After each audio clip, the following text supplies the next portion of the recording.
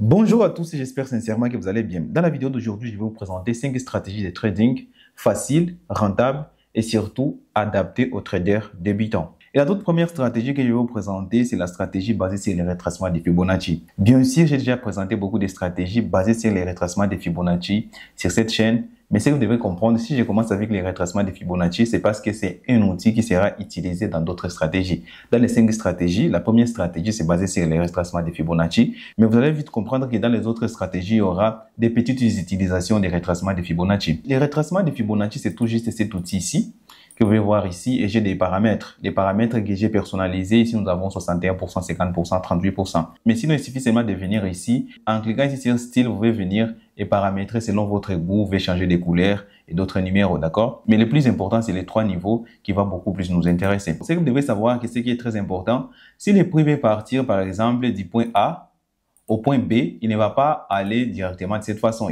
Par exemple, le prix était à ce niveau ici et maintenant il est à ce niveau, il est parti directement avec seulement une seule bougie. Sur les marchés, ça ne se passe pas de cette façon. Alors, comment est-ce que ça se passe sur les marchés? Normalement, c'est que vous allez voir qu'il y aura toujours des impulsions, c'est que nous appelons impulsion, et puis correction, impulsion, correction, impulsion, correction, impulsion, correction. Quand nous parlons d'une tendance haussière et pour une tendance baissière, impulsion, correction, impulsion, correction, impulsion, correction, de cette façon. Alors, comme les marchés se déplacent de cette façon, c'est que nous donne une opportunité de venir utiliser les retracements de Fibonacci pour essayer de voir jusqu'où cette correction ira pour ensuite profiter de cette autre impulsion. Alors, quand nous sommes dans une tendance haussière, ça veut dire que quand les prix sont en train de corriger de cette façon, nous pouvons venir entrer directement ici pour venir profiter de cette impulsion. Quand nous sommes dans une tendance baissière, nous pouvons venir appliquer les retracements de Fibonacci pour savoir jusqu'où ira cette correction pour ensuite profiter de cette impulsion. Alors ici, nous sommes sur les prix réels. Comme vous pouvez le voir, nous avons notre impulsion ici. Et ici, nous avons la correction qui commence à se dessiner. Et je vous ai dit que les retracements de Fibonacci vont venir nous aider à savoir jusqu'où va s'arrêter cette correction. Pour utiliser les retracements de Fibonacci, il serait d'abord d'avoir le début de l'impulsion et la fin de l'impulsion. Alors ici, nous avons une petite tendance baissière. Et comme vous pouvez voir ici, nous avons le creux qui n'arrive pas à être plus bas que ces creux précédents. Et nous avons un sommet plus élevé que les sommets précédents. Ça veut dire que la tendance baissière commence à s'essouffler et nous pouvons avoir une tendance haussière. C'est là que nous devons venir appliquer nos retracements de Fibonacci du début de l'impulsion jusqu'à la fin de cette impulsion de cette façon. Alors, ça va commencer du creux vers les sommets. Et si nous sommes dans une tendance baissière, c'est toujours la même façon. Ça va commencer du sommet jusqu'au creux, d'accord? Les points les plus importants dans les retracements de Fibonacci, je vais mettre ici, vous allez voir que ce sont les 3 points. C'est les niveaux 38%, 50% et 61%. Ce sont les 3 niveaux que nous allons utiliser pour venir prendre des positions. À partir d'ici, ce que je vais vous conseiller, c'est venir paramétrer vos ordres différés entre 50% et 61%. Alors, pour les cas, moi, je peux mettre, par exemple, entre 50% et 61%. Ce sont les niveaux qui sont les plus touchés. Et là, vous pouvez même backtester. Vous allez voir que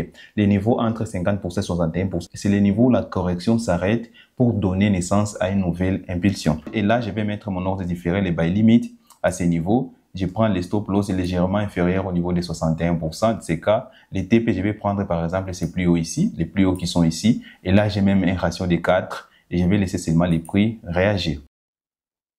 Et là, ce que vous allez constater, nous avons les prix qui est venu réagir sur le niveau de 61%. Il est reparti toucher notre TP. La deuxième stratégie que je vais vous présenter dans cette vidéo, c'est la théorie des vagues d'Elliott. Vous pouvez trouver les vagues d'Elliott ici. Par exemple, nous avons les vagues d'Elliott. La théorie des vagues d'Elliott nous dit que, et au tout début, je vous ai expliqué que les prix, en se déplaçant, il va créer des impulsions, correction, impulsion, correction. Alors, la théorie des vagues d'Elliott nous dit que nous aurons une vague d'impulsion d'abord. Ensuite, une vague de correction qui sera nommée la vague 2. Ensuite, la vague 3 qui sera encore une impulsion. Ensuite, une vague 4 et pour terminer, une vague 5.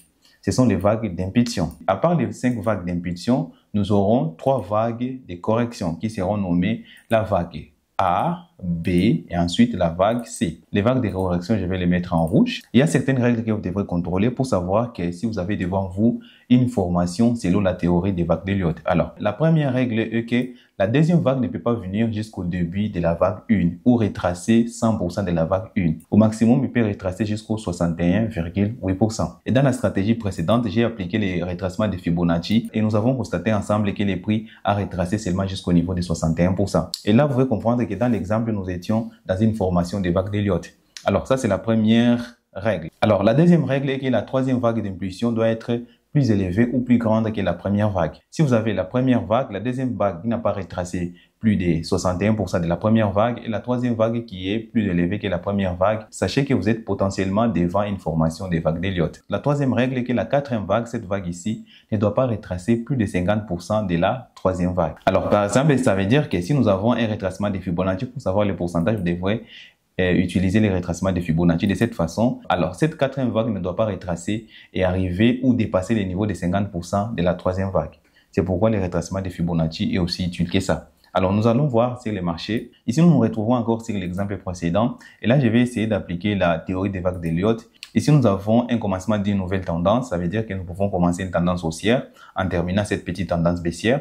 Et là, je vais venir appliquer la première vague, la deuxième vague et la troisième vague. Alors, je m'arrête ici sur la troisième vague pour vous expliquer un peu plus en profondeur. Après ça, je vais vérifier si les règles de la vague d'Elliott sont bien sûr respectées. Alors, pour commencer, je vais mesurer la première vague et la troisième vague pour vérifier si la troisième vague est grande par rapport à la première vague. Alors, ici, la première vague mesure 101 pips. Troisième vague, je vais commencer ici jusqu'ici. La troisième vague mesure 117 pips. Là, nous avons déjà la première règle de la théorie d'Elliott qui est bien sûr respectée. Je vais venir appliquer les retracements de Fibonacci de cette façon. Ici, nous avons la troisième règle qui dit que la quatrième vague qui va se former ici ne viendra pas ou ne va pas dépasser les niveaux de 50%. Comme nous avons les trois niveaux très intéressants des retracements de Fibonacci, les 38%, 50%, 61%, alors là, je peux venir directement viser les 38% et mettre mon stop loss au niveau de 61%. Ça veut dire que je suppose que la quatrième vague peut venir jusqu'à ce niveau ici, au moins jusqu'à ce niveau ici, et ensuite nous aurons l'impulsion qui va venir former la cinquième vague. À ce niveau, je vais venir exécuter mon ordre, par exemple les buy limit à ce niveau, au niveau des 38%, mettre mon TP ici légèrement supérieur, parce que je suis sûr et certain que la cinquième vague va venir dépasser la troisième vague. Mon stop loss au niveau de 61% parce que je sais que la quatrième vague ne va pas dépasser les niveaux de 50%. C'est pourquoi un stop loss à 61% est bien placé. Et là, je vais laisser les prix évoluer. La troisième stratégie que nous allons voir, c'est la stratégie des breakouts, la stratégie des cassures des lignes de tendance. Alors, quand les prix sont en train d'évoluer aussi, théoriquement, vous allez voir que les prix auront tendance à évoluer de cette façon et puis consolider un peu de cette façon. Alors, quand nous avons une consolidation, ce que nous allons faire, c'est venir tracer une ligne de tendance de cette façon, une ligne de tendance ici, comme ligne de support, une ligne de tendance, ligne de résistance, désolé, une ligne de tendance ici, comme une ligne de support. Alors, support et résistance. Et là, nous allons attendre une cassure, par exemple, à la hausse de cette façon. Quand les prix cassent et puis retestent ici à la hausse, et là, nous pouvons prendre position ici après les pullbacks, comme on appelle breakout, pullback en anglais, ou cassure et retest en français, d'accord? Et à part ça, nous pouvons avoir plusieurs figures ou plusieurs dérivés ou quelque chose comme ça aussi, où nous pouvons nous attendre aussi à une cassure à la hausse de cette façon. Une ligne de tendance qui va passer de cette façon, une autre ligne de tendance qui sera de cette façon. Ici, vous allez vite constater que c'est presque la même chose, d'accord? Une autre façon, ça sera l'évolution du prix, par exemple, à la hausse de cette façon. Nous pouvons venir appliquer notre ligne de tendance et attendre patiemment que les prix fassent ceci, qui est une cassure de cette ligne de tendance, un retest, et ensuite nous pouvons entrer en position à la baisse. Là, c'est seulement si les prix étaient en train d'évoluer à la hausse. Et quand les prix étaient en train d'évoluer à la baisse, nous aurons quelque chose comme ça. Les prix évoluent à la baisse, tranquillement. Et quand les prix évoluent à la baisse, nous pouvons venir appliquer notre ligne de tendance ici et attendre patiemment que les prix cassent à la hausse, retestent et ensuite nous pouvons entrer en position à la hausse, d'accord? Ici, ce que vous allez constater ici, nous avons un marché qui évolue à la hausse. Nous avons ici les sommets plus élevés que les sommets précédents, mais ici, les prix n'arrivent pas à former des sommets plus élevés que ces sommets ici. Et là, nous pouvons venir appliquer notre ligne de tendance. Je dois venir réunir au moins ces niveaux ici, à ces niveaux, à cet autre niveau. Comme vous pouvez voir ici, nous avons des creux qui sont bien visibles ici, qui nous permettent de venir tracer ou appliquer notre ligne de tendance de cette façon. Ici, la stratégie est d'attendre qu'il y ait cassure de cette ligne de tendance et là, je peux venir entrer en position. Ici, ce que vous devez savoir, je ne peux pas venir entrer en position avant qu'il y ait cassure. C'est ça la stratégie des breakouts. Ce que vous allez constater ici, nous avons une très belle cassure ici. Alors, où est-ce que je peux venir entrer en position? Je dois venir entrer en position ici parce que je pense que les prix peuvent venir retester ces niveaux ici et repartir à la baisse. Mon stop loss, je peux mettre mon stop loss ici ou à ce niveau ici. Et mon TP, je peux venir mettre ici. Et là, je vais attendre seulement que les prix réintègrent ici pour partir en position. Alors, les prix à réintégrer jusqu'à ce niveau à la ligne de tendance et nous avons un très joli take profit tout juste à ce niveau ici. Et ici, c'est que vous allez comprendre que les prix commencent directement à évoluer à la baisse et ils nous montrent quelques sommets ici. Là, nous pouvons venir, bien sûr, appliquer notre ligne de tendance en commençant ici jusqu'à ce niveau ici et faites ceci. Ce que nous allons patienter ici, ce qui est cassure de cette ligne de tendance pour repartir à la hausse. D'accord? Et là, il suffit seulement d'attendre patiemment qu'il y ait cassure. Alors ici, il n'y a pas eu cassure. On va patienter. Alors ici, nous avons la cassure de la ligne de tendance. Après cassure ici, comme vous pouvez le voir, les prix viennent encore de toucher ma ligne de tendance. Et c'est là où je dois prendre position de cette façon. Je mets mon stop loss assis. Oui, c'est bien. Et mon TP, je vais venir le mettre à ce niveau ici. Il suffit seulement de laisser les prix réagir petit à petit et regarder ce qui va arriver. La quatrième stratégie que je vais partager avec vous dans cette vidéo, ça s'appelle la stratégie basée sur les FVG ou les Fair Value Gap. Ici, avant de vous expliquer cette stratégie, je vais vous montrer d'abord les gaps. Ici, nous sommes sur les marchés des Forex. C'est très rare de trouver les gaps. Mais si je cherche par exemple une action, par exemple l'action de Apple, ici nous sommes sur les actions de Apple, est-ce que vous allez constater nous avons plusieurs gaps. Ici nous avons un petit gap. Ici, nous avons un très gros gap. Les gaps, c'est tout juste cette vidéo ici. Comme je l'avais mentionné au début, nous aurons plus de gaps dans les marchés des actions, les marchés des indices. Mais sur les marchés des forex, c'est très rare de trouver les gaps. Et pour en trouver certains des gaps, il faut descendre dans les unités de temps inférieures, les M5, les M15 ou les 1 minute. Et si vous êtes en train d'analyser un H4 ou en daily, c'est très rare de trouver les gaps dans les marchés forex. D'accord? Alors, je vais vous montrer comment est-ce que ça fonctionne les gaps. La stratégie des gaps nous dit qu'après l'ouverture du marché, si les prix a créé des gaps, les prix viendront couvrir ces gaps. C'est cette couverture des gaps que nous devons venir traquer. Alors, par exemple, ici, nous avons eu une consolidation ici. D'ailleurs, si je peux venir appliquer une petite ligne de tendance, vous savez déjà comment tracer les lignes de tendance, ce qui est très bien. Alors, ici, je peux venir tracer une petite ligne de tendance. Nous avons eu la cassure de la ligne de tendance, les prix à réintégrer. Et puis, ici, nous avons un gap, d'accord? Ça veut dire que ces gaps ici, après l'évolution des prix, les prix doivent encore revenir au niveau des gaps et ensuite continuer dans sa direction. Ça veut dire que nous devons prendre ces gaps ici et venir chercher par exemple sa moitié à ce niveau ici. Et c'est là où nous devons venir mettre nos ordres différés. Nous devons d'abord laisser les prix évoluer ou terminer cette impulsion d'abord, la première chose. Alors, les prix dans la même journée a créé notre gap. C'est le tout premier gap supérieur qui va nous intéresser si nous sommes dans une tendance baissière. Et si nous sommes dans une tendance haussière, c'est le tout premier gap inférieur qui va nous intéresser. Les prix peuvent venir couvrir ces gaps, respecter ces gaps ici et repartir un peu à la baisse, comme c'est le cas ici. Les prix est venu ici et commence à corriger. Alors, comme les prix commencent directement à corriger, je suis sûr qu'il va venir jusqu'à ce niveau de ces gaps ici. Alors, la stratégie consiste à venir mettre nos ordres différés ici. Nous pouvons mettre nos stop loss à un certain niveau, notre TP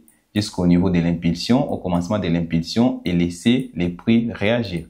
Alors, en laissant les prix réagir, c'est que vous allez comprendre que les prix auront toujours tendance à venir couvrir ces gaps ici avant de repartir dans sa direction. Les TP est touché, je pense que vous avez compris la stratégie des gaps. Comme vous venez tout juste de comprendre les gaps, je suis sûr et certain que vous allez maintenant comprendre les FVG. Les FVG provoqués par un déséquilibre du marché pendant les impulsions. Ça peut être une impulsion haussière ou baissière. Alors, quel est l'FVG ici? L'FVG, vous allez voir, c'est cette bougie ici. Ici, nous allons prendre les plus hauts de la bougie précédente en comptant aussi les mèches, d'accord? Et nous allons prendre aussi les plus bas de la bougie suivante.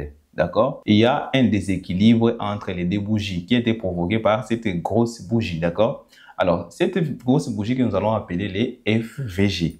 Alors, la stratégie des FVG, c'est comme la stratégie des gaps. On avait d'abord cette petite consolidation ici. Alors, cette consolidation s'est terminée par la création des FVG. Ça veut dire que cette impulsion ici, l'impulsion qui est venue créer un sommet plus élevé que les sommets précédents, ça, il faut aussi les compter. Quand vous avez les FVG, il faut venir voir si vous avez un sommet qui, c'est le cas ici, un sommet plus élevé que les sommets précédents. Nous avons eu cette impulsion ici qui, au passage, a laissé un FVG et nous avons la correction qui commence à se dessiner. C'est au moins la moitié de cette bougie, les FVG, que les prix vont venir corriger et ensuite repartir à la hausse, d'accord? Et là, nous pouvons venir prendre, par exemple, ces niveaux ici que nous allons considérer la moitié de la bougie de cette façon. Là, j'ai déjà tout identifié. C'est tout juste à ce niveau ici que je vais venir paramétrer mon ordre différé. En mettant les TP, je peux mettre les TP à ce niveau ici précédent, tout juste à ce niveau ici. Les stop loss légèrement inférieurs à la bougie qui a provoqué cette impulsion ici. Et là, il suffit seulement de patienter pour voir si les prix peuvent encore revenir ici.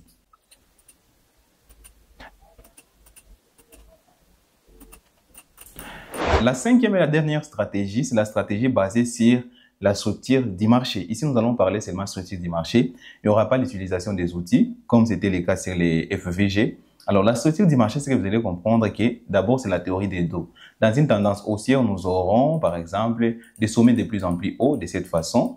Et dans une tendance baissière, nous aurons des sommets de plus en plus bas de cette façon. D'accord? Et à chaque fois que nous sommes dans une tendance haussière, nous aurons les impulsions qui vont venir casser les sommets précédents. Alors, une impulsion qui est venue casser ces sommets ici. Alors, je vais dessiner un peu. D'accord? L'impulsion est venue casser ces sommets ici. De cette façon. Cette impulsion est venue aussi casser ces sommets ici. Ça nous montre que nous avons une tendance haussière en bonne santé. Et ensuite, nous avons ces sommets aussi qui ont été cassés. Mais malheureusement, regardant ici, le prix n'est pas arrivé à former un sommet plus élevé que les sommets précédents. Ça veut dire que ce sommet ici n'a pas été cassé. Ça nous montre directement un essoufflement d'une tendance haussière. C'est pas tout. La deuxième chose qui va venir confirmer cela, nous aurons un sommet plus bas que les sommets précédents. Alors, regardez seulement ici. C'est que vous allez voir que tous les sommets ici sont plus élevés que les sommets précédents, mais à partir d'ici, ce sommet ici est venu plus bas en cassant cet autre sommet qui montre les commencements des caractéristiques d'une tendance baissière. Et là, nous aurons des creux qui seront cassés par des impulsions futures. Ça veut dire que cette impulsion ici, vous savez que dans une tendance baissière, les gros mouvements qui vont à la baisse que nous appelons impulsion, et dans une tendance haussière, les gros mouvements qui vont à la hausse que nous appelons impulsion, d'accord? Alors, cette impulsion est venue casser ces creux. Cette autre impulsion ici est venue aussi casser ces creux. Cette autre impulsion va probablement aussi venir casser ces creux. Là, vous devrez vous focaliser seulement sur la structure du marché. Essayez de dénicher les opportunités quand il y a un changement dans la structure du marché, d'accord? Ici, c'est le marché réel. Qu'est-ce que nous avons? Nous avons une petite consolidation ici. Mais après ça, nous avons formé un sommet plus élevé que les sommets précédents. Ce sommet ici est venu casser cet autre sommet, d'accord? Là, ça nous montre directement les débuts d'une tendance haussière. Et là, vous allez voir que les sommets précédents sont aussi cassés. Ce sommet a été cassé, cet autre sommet a été cassé de cette façon. Tout va bien, nous sommes dans une tendance haussière. Et là, on fait rien.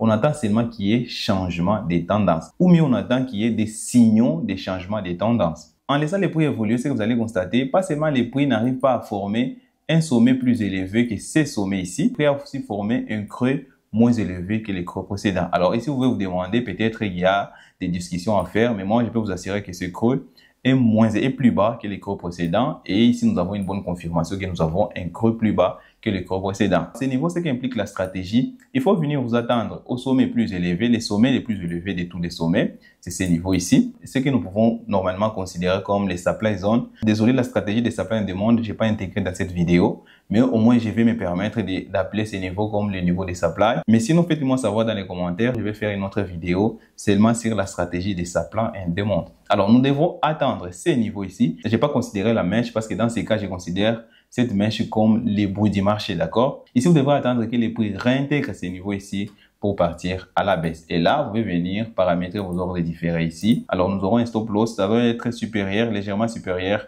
à cette mèche ici, par exemple ici. Alors, nous aurons les TP tout juste au début de cette impulsion ici. C'était dernière grosse impulsion.